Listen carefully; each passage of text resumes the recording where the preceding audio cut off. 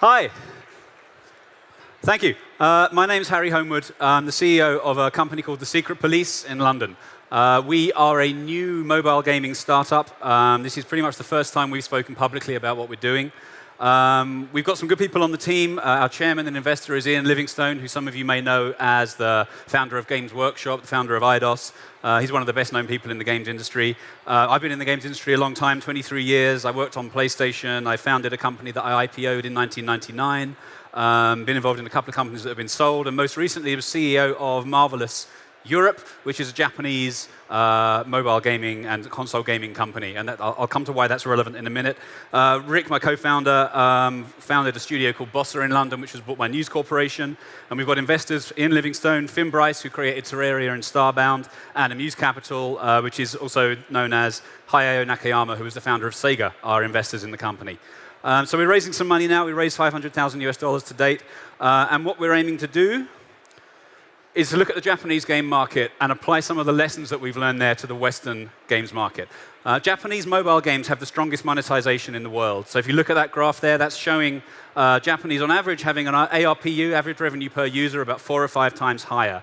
And we see that as a huge growth opportunity. It's very easy to look at Japan and think it's kind of different from the West. We don't believe that, and there's a lot of data we have from both Japanese games in the West and Western games in Japan that suggest it's not the customers, it's the things that those games and the game developers do that lead to that very high monetization. So we're bringing those techniques over to the West.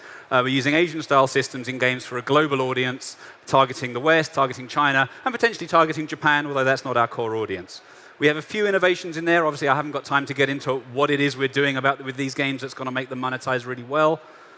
One of the things we're doing, we have tech that allows online and offline play so that we can have a secure game connection with the client, an unhackable client, but still allow people to play in situations where, in Western markets like the UK, where the 4G infrastructure isn't necessarily so strong, we can still allow people to play in any situation. We have a huge amount of data mining tech that's allowed us to identify trends in the gaming business, to find out what's working in what market, and create a game that is self-adapting that depending on who's playing, where, what their demographics are, they're going to see different kinds of art that work for them, different gameplay mechanisms that work for them.